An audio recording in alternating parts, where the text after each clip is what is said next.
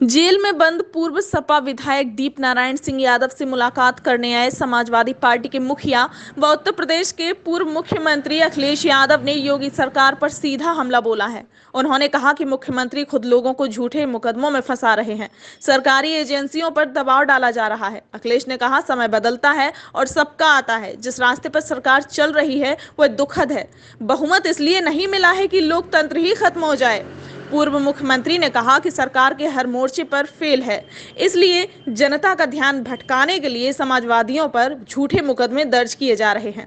सरकारी संस्थाओं से दबाव में काम कराया जा रहा है। उन्हें इशारा किया जाता है कि समाजवादियों को जेल भेजो। यूपी में इन्वेस्टर्स मीट पर सवाल उठाया कि सरकार की औद्योगिक नीति ही स्पष्ट नहीं है तो इन्वेस्टर्स कैसे आएंगे। उन्होंने कहा, बहुमत का मतलब लोकतंत्र खत्म करना नहीं होता। चीन से विवाद पर कहा कि हमारी सीमा असुरक्षित है और बाजार चीन के हवाले कर दिया गया है। राहुल गांधी की भारत जोड़ो यात्रा पर कहा कि हमारी भी भावना देश जोड़ने की है, लेकिन सवाल वही है कि भाजपा को हटाएगा कौन। आइए देखते हैं पूरी खबर। कि दीपक यादव पूर्व विधायक झूठे मुकदमे लगा करके उन्हें जेल भेजा गया है। ये सरकार केवल संदेश देना चाहती है, क्योंकि हर मुद्दे पर ये सरकार नाकाम है, असफल है। दिल्ली की सरकार हो, यूपी की सरकार हो। दिल्ली में पिछले 8 वर्षों से सरकार चल रही है। यूपी का 6वां साल पूरा होने जा रहा है। किसी भी समस्या का समाधान ये सरकार नहीं ढूंढ पाई है, और जिस सरकार के पास समाधान नहीं है वो जानबूझ करके ध्यान हटाने के लिए झूठे मुकदमे लगा रही है। दीपक यादव पूर्व विधायक, उनके बेटे हैं। मुझे याद है उस दिन, जिस दिन पुलिस इनके घर में घुस करके इनके बेटे को उठा करके ले गई और कहा कि पिताजी हाजिर हों तब बेटे को छोड़ेंगे। उस दिन भी बड़े बड़े अधिकारियों से मैंने बात की। अधिकारी कह रहे हैं हम पे दबाव है। एक अधिकारी से पूछा, वो कह रहा दबाव है। उससे बड़े अधिकारी से पूछा तो बोला हम पर दबाव है। जो सबसे बड़ा अधिकारी है वो कह रहा हम पर दबाव है। सुन लो। तो आखिरकार दबाव किसका है? सरकार, मुख्यमंत्री खुद कर रहे हैं फंसा रहे लोगों को। जिस प्रदेश का मुख्यमंत्री खुद फंसाए लोगों को, आप कितने भी ईमानदार होंगे आप जेल चले जाओगे। इस प्रदेश में न जाने कितने सच्चे साथी जो पत्रकार थे, जिन्होंने सच्ची खबर दिखाई, उन पे झूठे मुकदमे लगा के सरकार ने जेल भेजा उन्हें। और समाजवादी पार्टी क्योंकि मुख्य विपक्षी पार्टी है, इसलिए चिन्हित कर करके इनके नेताओं को फंसाना, इनके नेताओं पे झूठे मुकदमे लगाना, इन नेताओं को बदनाम करना, क्योंकि जनता का और विपक्षी पार्टी का ध्यान न जाए कि आखिरकार समस्या क्या है। क्या आपको याद नहीं, जिस समय उत्तर प्रदेश का चुनाव शुरू होने जा रहा था कि एक इत्र व्यापारी पर छापा मारा और 250 करोड़ निकला है। अखबार से लेकर के टीवी ने यही प्रचार किया कि समाजवादी इत्र का व्यापारी है। जब सच्चाई सामने आई तो बताओ वो किसका व्यापारी था। और उसके बाद लगातार छापे पड़े हैं। तो जितनी भी संस्थाएं हैं उनको इशारा किया गया है कि विपक्ष के जितने लोग हैं उनके खिलाफ झूठे मुकदमे लगाइए, साजिश करिए, उन्हें जेल भेजिए।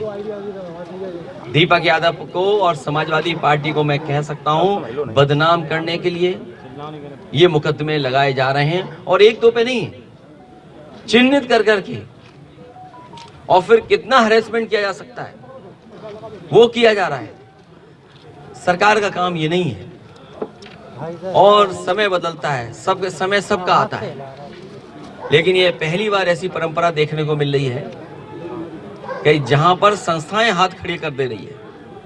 ये सरकार के इशारे पर संस्थाएं हाथ खड़ा कर दे रही हैं। इससे दुखद लोकतंत्र में कुछ नहीं हो सकता। याद कीजिए, इन्होंने जिला पंचायत लूटी, ब्लॉक प्रमुखी के चुनाव लूटे, विधानसभा के चुनाव में जब हार रहे थे जो कुछ कर सकते थे इन्होंने किया। जनता ने मतदान किया। जनता जिस तरह के परिणाम चाहती थी वो परिणाम नहीं आए। लेकिन अगर इन्हें बहुमत मिल गया है, बहुमत का मतलब ये नहीं है कि पूरा का पूरा लोकतंत्र खत्म कर दें। इसलिए ये सरकार जिस रास्ते पे जा रही है, समाजवादी पार्टी लगातार लड़ती रहेगी। हमें उम्मीद है कि न्यायालय से न्याय मिलेगा और बहुत जल्दी ये छूट करके आएंगे।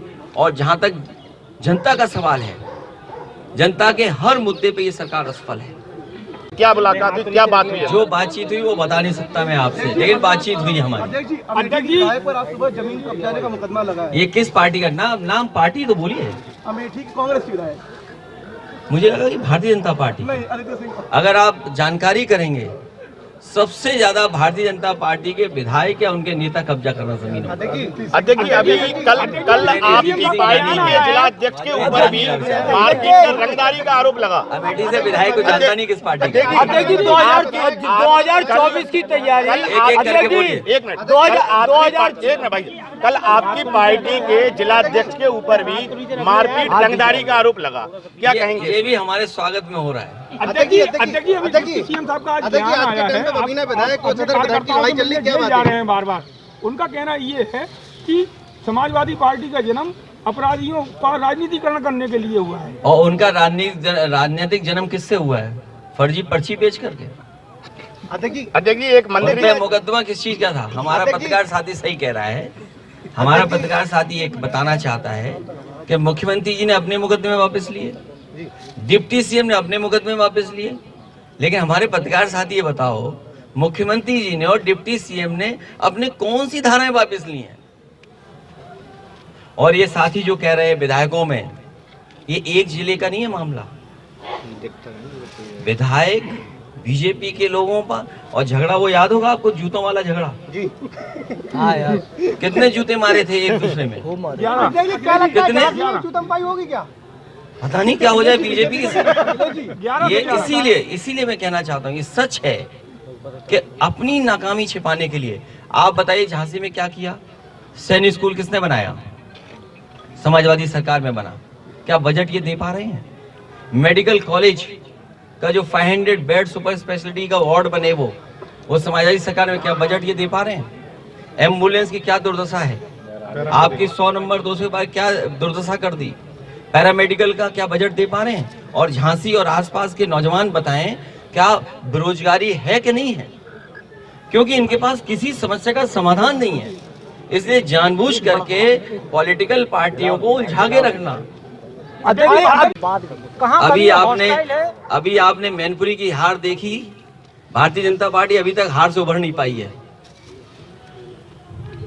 समाजवादी पार्टी जो सड़कों पे जो तेवर दिखाती थी, मैंने आपसे कहा कि समाजवादी पार्टी अभी मैनपुरी के चुनाव में जो भारतीय जनता पार्टी की हार हुई है, वो उभर नहीं पाए भारतीय जनता पार्टी के लोग, और इसीलिए आप देख रहे होंगे कि चुनाव अभी नहीं करा पा रहे हैं। मेयर किसके हैं? सबसे ज्यादा बीजेपी के। सबसे ज्यादा गंदगी कहाँ? जहाँ मेयर बीजेपी के। सबसे ज्यादा कूड़ा कहाँ? बीजेपी के जहाँ मेयर हैं। सबसे ज्यादा डेंगू कहाँ है? जहाँ बीजेपी के मेयर हैं। तो जहाँ समाजवादी पार्टी को संघर्ष करना है, समय आएगा, आप समाजवादी पार्टी का फैसला और संघर्ष देखिएगा।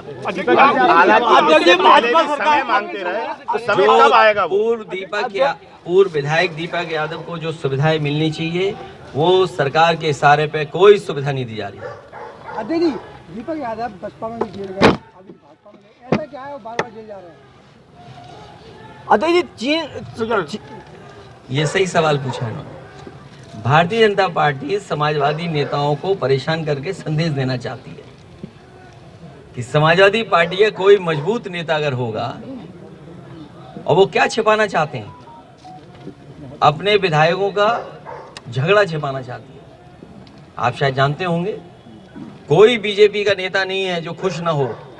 सब दुखी हैं, एक दूसरे से दुखी हैं, सरकार से दुखी हैं, अधिकारियों से दुखी हैं। इस बात को छिपाने के लिए, ध्यान हटाने के लिए इस तरह की कार्रवाई चल रही है। दीपक जी से अभी क्या बात हुई अंदर? तुरंत मुकदमा दर्ज हो गया। आज भी 3 FIR हो गई हैं। 3 FIR किस पे हो गई हैं? गैंगस्टर लगा दिया इरफान सोलंकी पे। ये समाजवादियों का स्वागत कर रहे हैं और ये बता रहे हैं कि समाजवादी सरकार आए तो ऐसा ही काम आप भी करना। अध्यक्ष जी डिप्टी सीएम साहब का जो समय हो वो ठीक समय होता है।